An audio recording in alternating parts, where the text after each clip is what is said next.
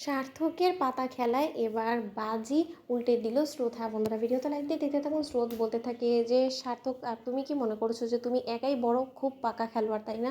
এবার তোমার খেলাতে তোমাকে কি করে আমি বাদ দিই তুমি সেটা দেখো। তুমি আমার ধৈর্যের পরীক্ষা নিচ্ছ, তো তুমি তো এটাই চাও যে আমি তোমার কাছে চিৎকার করে আমার ভালোবাসার কথা তোমার কাছে প্রকাশ করি। সেটা কোনোদিনও হবে না, বরঞ্চ তুমি আমার কাছে এসে হাঁটু গেড়ে তোমার ভালোবাসার কথা বলতে বাধ্য হবে এবং তুমি আমাকে ডিভোর্স দেওয়া থেকে তুমি আমাকে বিরত রাখবে। আর সেই কাজটা ঠিক তুমিই করবে যখন কিনা তুমি আমার ফাঁদে পা দিবে। তুমি দেখে নিয়ে অন্যদিকে সার্থককে জেলাসি ফিল করার জন্য স্রোত যখন মিথ্যে মিথ্যে ওর বন্ধুকে ফোন করে বলতে থাকে যে দেখ, আমি তোকে একটা প্ল্যান বলছি, তুই সেই প্ল্যানটাকে যে কোনো মূল্যে এক্সিকিউট করতে আমাকে সহায়তা করবি। দেখ, তুই তো খুব ভালো করে জানিস যে সার্থক স্যার এবং আমার মধ্যে সেরকম কোনো সম্পর্ক নেই, কিন্তু তোরা তো চাস যে আমি এবং সার্থক স্যার চুটিয়ে সংসার করি, আমাদের ভালোবাসার সম্পর্কটা টিকে যাক, তাই তো?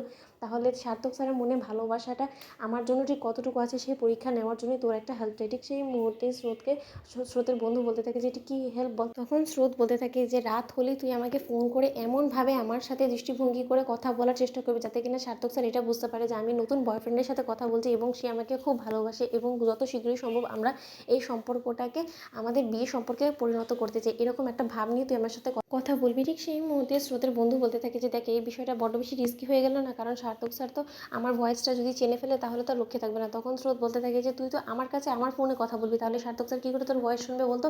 সে শুধু এতটুকুই জানতে পারবে যে আমি রাতভর চুটিয়ে আমার নতুন বয়ফ্রেন্ডের সাথেই শুধু প্রেম করছি, এতটুকুই তাকে বোঝানোর জন্য আমরা এত কিছু করছি। এর থেকে বেশি কিছু তোর বুঝে কাজ নেই, বাকিটা আমি সব কিছু সামলে নেবো। তখন স্রোতের বন্ধু বলতে থাকে স্রোত, তুই আমাকে যে কাজটা দিচ্ছিস আমি সেই কাজটা সম্পূর্ণরূপে করতে পারবো নির্দ্বিধায়, সেটা নিয়ে আমার কোনো রকম কোনো ডাউট নেই, কিন্তু আমার টেনশন একটা জায়গাটা, সার্থক স্যার যদি কোনো মতো আমার ভয়েস চিনে ফেলে তারপরে যদি তোদের মধ্যে কোনো রকম কোনো অশান্তির সৃষ্টি হয়, কারণ তুই যে জিনিসটা ভেবে সার্থক স্যারের মনে ভালোবাসা জাগানোর জন্য আমাকে যে প্ল্যানটা বললি সেই অনুযায়ী যদি প্ল্যানটা না আমরা এক্সিকিউট করতে পারি, যদি হিতে বিপরীত হয়ে যায়, তাহলে সার্থক স্যার তো রীতিমতো তোকে ভুল বুঝবে, তাই না? তোকে যদি ক্যারেক্টারলেস ধরে নেয় তাহলে কী হবে?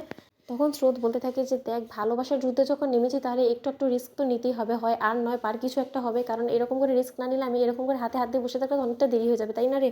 আর এমনিতেই আমার হাতে সময় ফুরিয়ে আসছে, আমার হাতে খুব একটা বেশি সময় নেই, তাই যাই করার হোক না কেন আমাকে খুব শীঘ্রই করতে হবে। তখন স্রোতের বন্ধু বলতে থাকে যে ঠিক আছে, তাহলে আজ রাতে আমি তোকে ফোন করবো। অন্যদিকে স্রোত সার্থক যখন ঘুমোতে যায় ঠিক সেই মুহূর্তে স্রোত মুখে চাদর মুড়ি দিয়ে যখন ফোন চালাতে থাকে, তখন সার্থক বলতে থাকে যে স্রোত, সারাদিন পড়াশোনার পর তোমার টায়ার্ড লাগে না? তাহলে তুমি এখন ফোনটাকে ঘাটাঘাটি করছো কেন বলো তো? ফোনটা রেখে বরঞ্চ ঘুমিয়ে পড়ো। ঠিক সেই মুহূর্তে স্রোত বলতে থাকে যে স্যার, আমি আমার মতো করে ঘুমিয়ে পড়বো, আপনার আমাকে নিয়ে টেনশন করার কোনো কিছু নেই। তখন সার্থক বলতে থাকছে কেন, তোমার সেই সুকল বয়ফ্রেন্ড নিশ্চয়ই তোমাকে এই সময় কল করবে, নিশ্চয়ই এই সময় সে ফ্রি, তার জন্যই হয়তো বা তার ফোনের অপেক্ষা করছো, তাই তো? তখন স্রোত বলতে থাকে যে সে আমাকে ফোন করলে আপনার কি তাতে, বলুন তো? কদিন বাদে তো আমাদের সম্পর্কটা শেষই হয়ে যাবে, তাহলে আপনি আমাকে নিয়ে এতটা কেন মাথা ঘামাচ্ছেন? আমি তো সেটাই বুঝতে পারছি না। আপনি আপনার মতন ঘুমিয়ে পড়ুন না সার্থক স্যার। তো বন্ধুরা, ভিডিওটি ভালো লেগে থাকলে লাইক এবং শেয়ার করে সাবস্ক্রাইব করতে ভুলুন না।